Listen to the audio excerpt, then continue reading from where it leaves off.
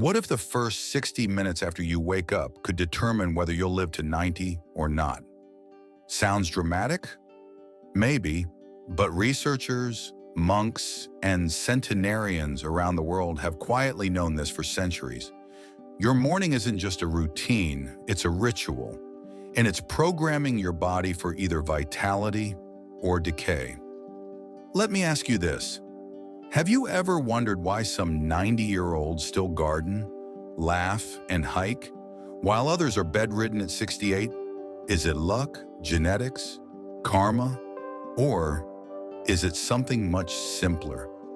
I used to believe aging was a slow, irreversible slide until I met a 94-year-old man who walked faster than I, smiling, steady, glowing with life. When I asked his secret, he said gently, "I honor my morning. It teaches my body how to live each day." In this video, I'll share with you the 7 sacred morning habits that people who live long, vibrant lives practice every single day. One of them takes only 30 seconds, yet it could rewrite your health story. Stay with me. Even just one habit might change your next 30 years. Let's begin with the one I never skip, even on days when I forget everything else. Habit 1. Morning water and the flow of life. Your body has been silently fasting for 7 to 9 hours. Before you even get out of bed, what you do next could either nourish your cells or stress your heart and brain. When we sleep, the body doesn't truly rest. It heals, processes, and detoxifies. And like a river running through the night, it slowly evaporates. So when we open our eyes, we are not starting fresh. We are waking up already dehydrated. Yet most people reach for their phone before they reach for water. I say this not with judgment, but with compassion, because I used to do the same. For years, I would wake up groggy, stiff, mentally foggy. I assumed it was aging. That's just how it goes after 50, I told myself. But one morning, a visiting monk in my lineage quietly placed a cup of water beside my bed. He bowed and said, "Before you speak to the world, speak to your body. Water is how you say good morning to your cells." That one gesture changed everything. Hydration isn't just helpful, it's foundational. When you don't hydrate first thing, your blood thickens. This puts pressure on your heart, your brain, and your kidneys, the very systems you need to protect as you age. Research from Harvard shows that morning dehydration leads to what they call blood sludging, which increases aging markers by 31%. Let that sink in. Just by skipping water in the morning, you could be accelerating your aging by nearly a third. And yet, how many of us choose coffee first? In Zen, the body is seen as a stream. When that stream flows, it brings clarity, strength, and peace. But when it stagnates, just like a pond left too long in silence, it becomes cloudy, heavy, slow. Your blood, your lymph, your breath, all are rivers, and hydration is the first opening the dam. Don't let your stream run dry. Many people wait to hydrate until after breakfast, after brushing their teeth, or even hours later. But by then, the damage is done. Imagine a plant wilting overnight. Would you wait until midday to water it? In Japan, many elders practice asa no mizu, morning water, as a silent ritual of gratitude. They drink it not just for health, but to remind the body, you are worth caring for. There's a deep subconscious message we send ourselves when we hydrate first. I honor this body, I choose life. Small acts create large beliefs. When you treat your body as sacred, your mind starts to follow. And from the lens of the law of attraction, when you hydrate, you align with flow. You declare to the universe, I'm open, I'm ready, I receive. Water isn't just physical, it's symbolic. It says, I'm here to live fully today. If you skip this habit tomorrow morning, your cells will still fight for you. But they'll be doing it uphill, in a desert, with no water. Why make healing harder than it needs to be? Let's be honest, If your phone got as dehydrated overnight as your body does, you'd plug it in the second you woke up. So why treat your device better than your organs? Place a glass of water beside your bed tonight, not tomorrow. Tonight. And when you wake, drink it slowly, gratefully, before your feet even touch the floor. Tomorrow, will you give your body the water it's begging for? Once your inner stream is flowing, there's one more signal your body desperately needs, one that doesn't come from a bottle, but from the sky. Let's talk about the light that wakes your soul. Habit 2. Morning light and the rhythm of your soul. Your alarm clock may wake your mind, but your cells don't truly awaken until they meet the light. For many years, I lived in darkness, and I don't mean that metaphorically. I drew the curtains tight. I meditated in dim rooms. I thought it was peaceful, until I realized I wasn't feeling peace. I was escaping life. One morning on a retreat deep in the mountains, I was invited to sit by the window as the sun rose. Just sit, just breathe. When that golden light hit my face, I didn't expect the tears. They came like a flood. Not of sadness, but of remembering. My body remembered something my mind had forgotten. We were made to wake up with the sun. Morning light isn't optional, it's biological. Your body runs on a natural rhythm known as the circadian cycle. Every cell from your brain to your bones follows this inner clock. And the clock's reset button? Sunlight. Studies show that getting natural light within 30 minutes of waking improves melatonin production by 73% later in the evening. That means deeper sleep, better immune function, and clearer thinking. Miss this window, and it's like forgetting to wind the clock. Everything drifts out of sync.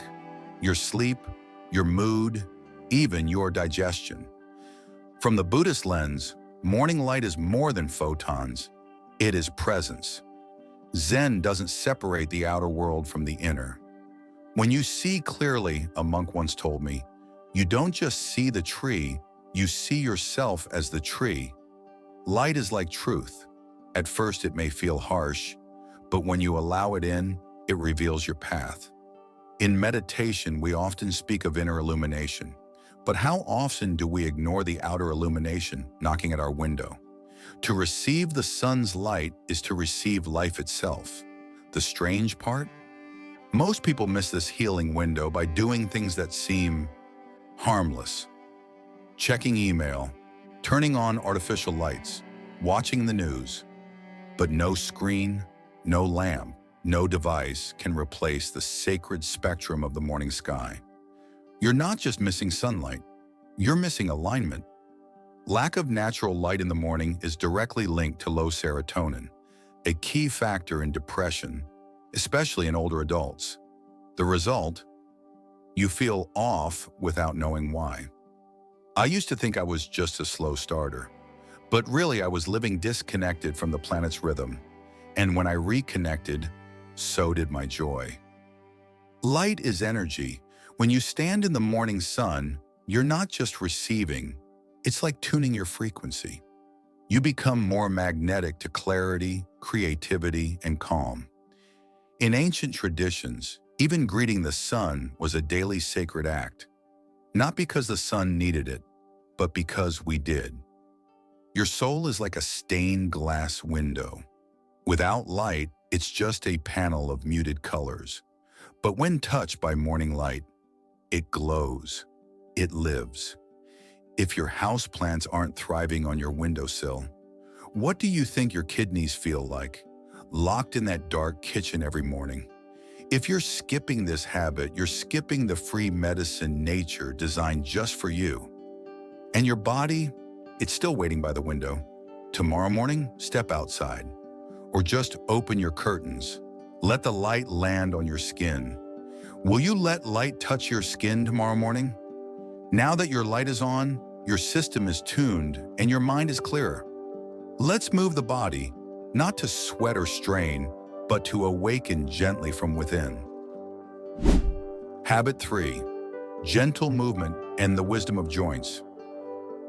A few minutes of movement each morning could mean decades without painkillers or surgery.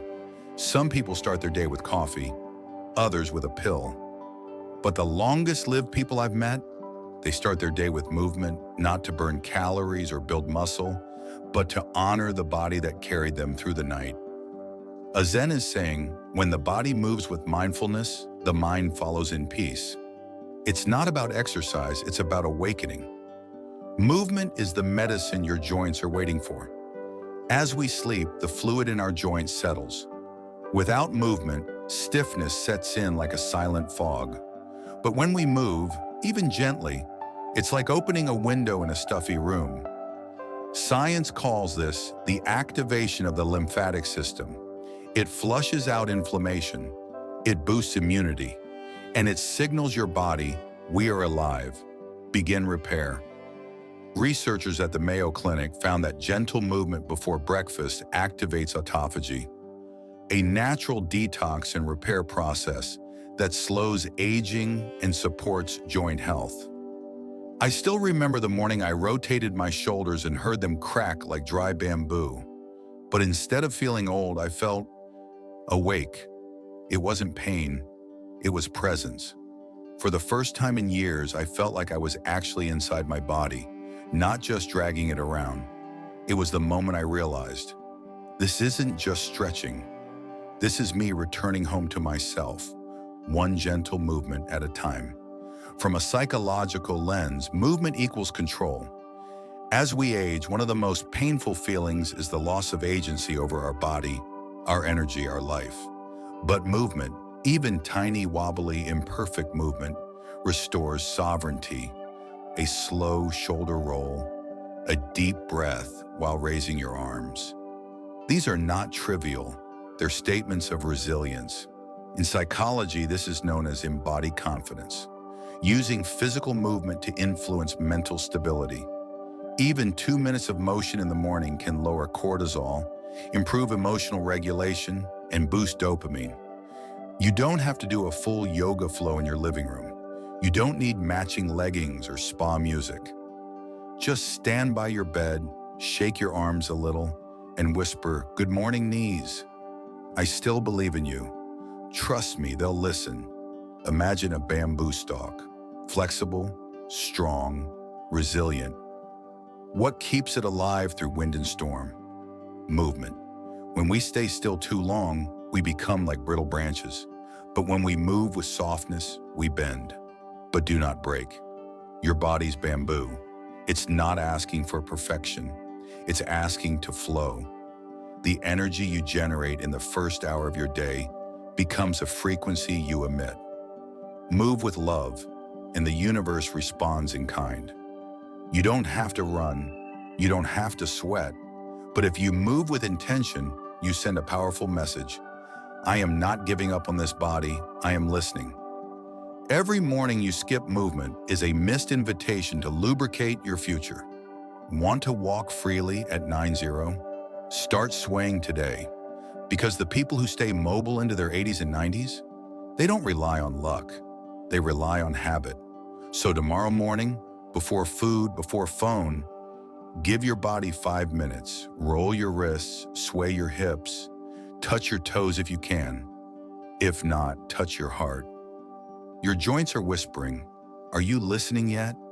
And once your body is gently alive, it's time to guide your breath, because breath is the bridge between body and soul. Habit 4, 30 seconds of breathing that add years. What if the most powerful health practice you'll ever try doesn't cost a cent and takes just 30 seconds? Let me ask you something simple. When was the last time you breathed on purpose?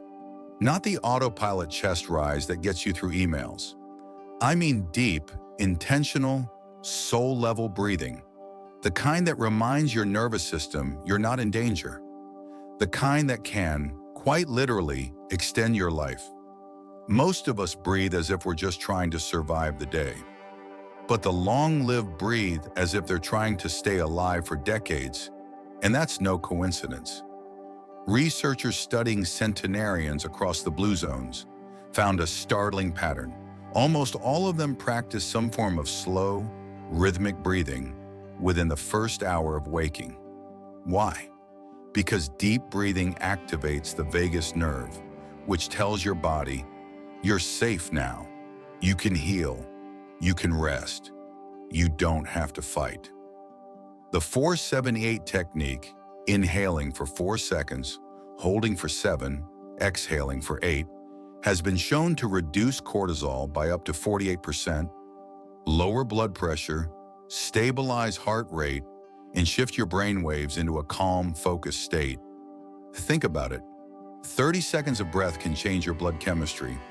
How's that for high ROI? In Zen, breath is not just a function, it's a practice. We call it anapanasati, the mindfulness of inhaling and exhaling. Why? Because the breath is the only bridge between your body, your mind, and your spirit. When your thoughts are scattered, return to the breath. When your body feels tense, return to the breath. When the world feels too much, return to the breath. Every inhale is a beginning. Every exhale is a release. You are reborn moment by moment, breath by breath. The day I first practiced 4-7-8 breathing seriously, I wasn't in a temple.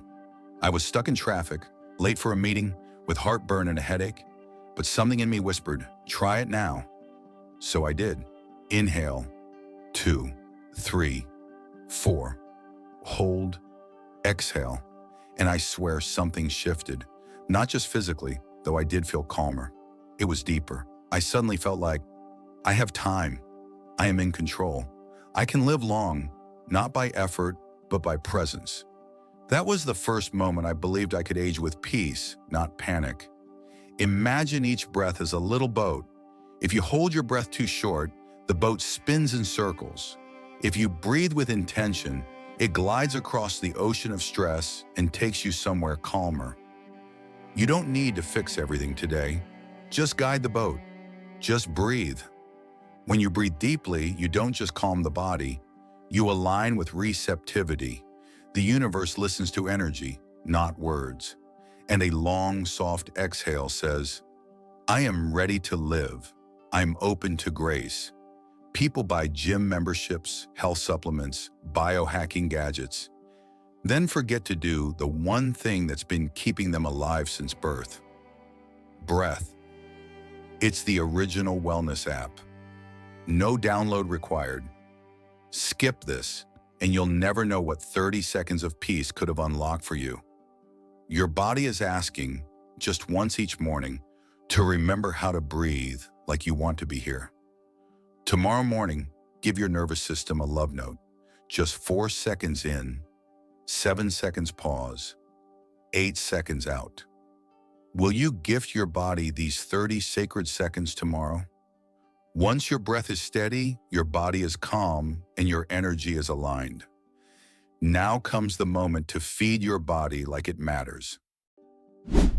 Habit 5, eat to heal, not to hurry. Every bite you take in the morning is casting a vote for your health or for your decline. What if I told you your breakfast tomorrow could shape your next 30 years? Not through a miracle pill, not by giving up your favorite foods forever, but simply by asking this: am I eating to heal or eating to hurry? Because what we eat first thing in the morning does something powerful. It tells the body what kind of day and what kind of life we intend to live. The latest studies in nutritional gerontology show that a breakfast high in protein, fiber, and healthy fats can reduce inflammation by up to 53%, regulate insulin, and enhance cellular repair. Meanwhile, that quick toast with jam or sugary pastry, it spikes blood sugar, ages your cells, and triggers the crash that makes you reach for more food or caffeine before 10 a.m. In the Zen tradition, eating is a sacred act. We say, you are not just feeding the body, you are feeding the future. The Buddha taught to eat with shan nim, mindfulness, not in guilt, not in rush, but in reverence. Ask yourself, is this food making me feel more alive or more tired? The answer is often in the slowness of the chew and the quality of what's on the plate. I used to grab a muffin each morning and blame my sluggish brain on aging. I thought, this is just how 50 feels. Until one day I paused and cooked. One egg, a handful of greens, chia seeds, berries, simple, real, and warm. That morning something shifted. Not just my energy, my respect for myself returned. I wasn't just fueling my body, I was saying, I believe I have a future worth investing in. Here's the truth. The way we eat reflects how we see ourselves. Rushed eating says, I don't have time for myself. Mindful eating says, I matter.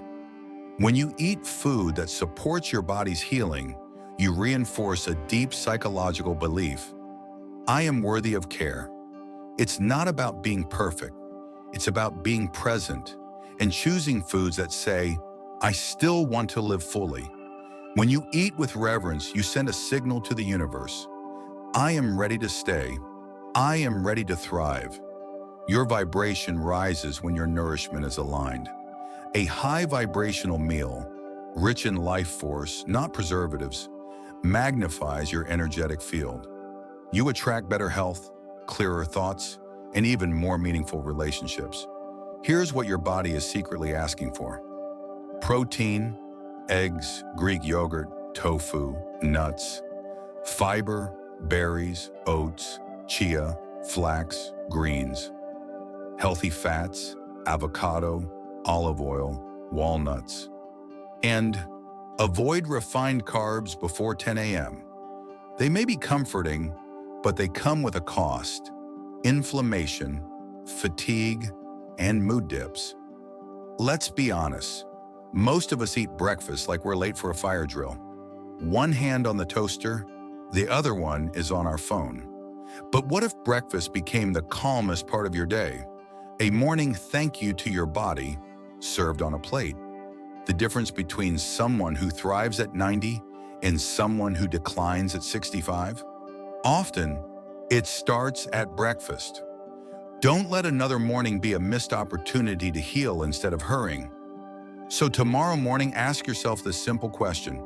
What do I want this meal to say about how I care for myself? Your answer could change everything, but food alone doesn't build longevity. Health begins in the body, but it lasts in the space between two hearts. Let's talk about connection, the invisible vitamin your body can't live without. Habit 6, connection before consumption. A 3-minute conversation could do more than 3 supplements. We talk so much about what to eat, but we rarely ask, who did I connect with before I consumed anything? Modern science calls it morning social activation.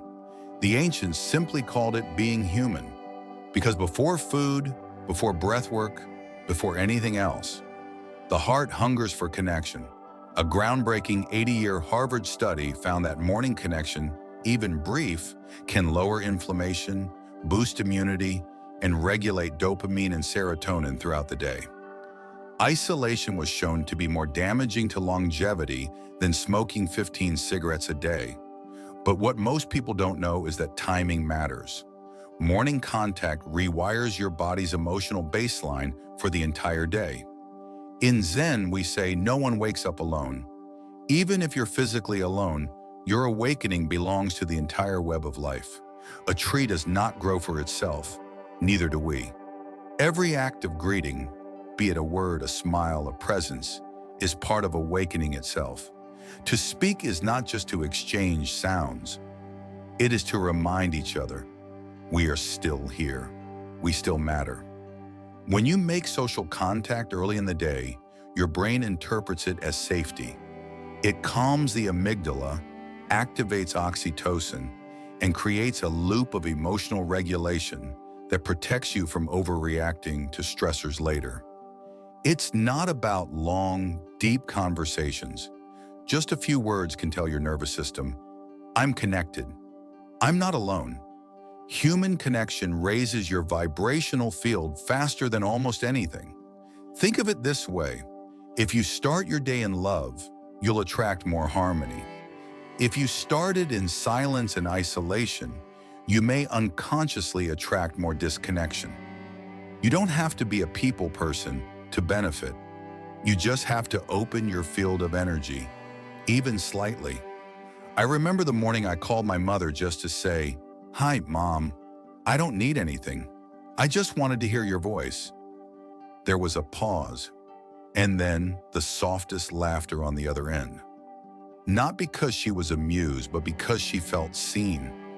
And in that moment, I felt something too. Not sadness, not nostalgia, aliveness. It was as if a door inside me opened, one I didn't know had been closed for decades. Every morning you speak with someone you love, you lay one more stone across the bridge to age 90. Not all at once, but over time, the path becomes solid beneath your feet. No, you don't have to become the neighborhood good morning champion unless that's your style. Even a text that says, "thinking of you," or a nod to your spouse across the kitchen counts. And if the dog barks back when you say, "good morning," congratulations, you've just had your first social connection. Centenarians in Okinawa, Sardinia, and Loma Linda all share this. They see someone or speak to someone within the first 30 to 60 minutes of their day. It's not a coincidence. It's biology plus spirituality plus consistency. So, who will you greet tomorrow morning? A loved one? A neighbor? The sky itself? Just don't let another sunrise pass in silence. And now, perhaps the most overlooked habit of all, it's not done with your body or with your voice. It's done entirely within your heart. Habit 7, gratitude, that rewires your brain. The one thought pattern that makes 90-year-olds feel younger than 60. What if the most powerful anti-aging tool wasn't a pill, a smoothie, or a supplement, but simply the way you think about your body? What if your morning thought could reshape your brain and reopen the joy you thought was lost? It's not philosophy. It's neuroscience, and more importantly, it's deeply human. Researchers at Yale found that seniors who practiced directed gratitude every morning had 23% lower cortisol, improved heart rate variability, and even reversed markers of aging in the brain. But there's a key. It's not about vague thankfulness. It's about specific embodied gratitude, spoken aloud or silently, to the body that still carries you. When you thank your knees, they loosen. When you thank your heart, it remembers how to beat in peace. This is not a metaphor. This is medicine. A mind that is grateful cannot also be angry. Gratitude uproots the seeds of blame, shame, and self-hatred we unconsciously plant every time we look in the mirror and say, "I'm falling apart." But what if aging isn't falling apart? It's falling into a deeper kind of wisdom. Gratitude isn't a coping mechanism. It's a spiritual revolution. When you wake up and say, "Thank you, body, for showing up again," you align your frequency with longevity, healing, and expansion. You're telling the universe, "I am worth sustaining."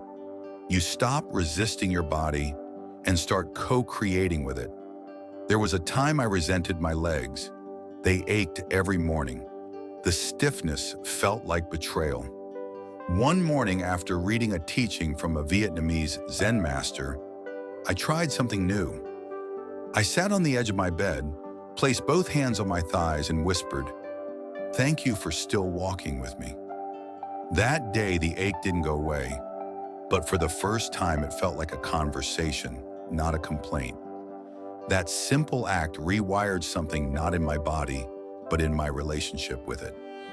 Right after your breathing exercise tomorrow, place one hand over your chest or over any part of the body that often holds tension. Now speak these 3 things aloud or silently. I am grateful for my eyes for letting me witness another morning light. I am grateful for my hands for still being strong enough to hold what I love. I am grateful for my spine, for carrying me upright through everything I've endured. That's it. 2 minutes, no app, no guru, just you and your body remembering your sacred bond. Think of your body like a loyal dog who's been walking beside you for decades. It doesn't ask for much, but every time you scold it, you're too slow, you're falling apart. Now it lowers its tail. Now imagine what happens if just once a day, you turn to it and say, "Good job, thank you." Suddenly, the tail lifts, the body responds, and no, your body doesn't expect a standing ovation. It's not asking for roses, just a little thank you note from the inside. If you skip this, you're letting your mind default to criticism, complaint, and self-disconnection. The loop of "what's wrong with me?" starts silently and runs all day. But 2 minutes of gratitude can shatter that loop. You reclaim the tone of your entire morning. Will you give your body this simple gift tomorrow?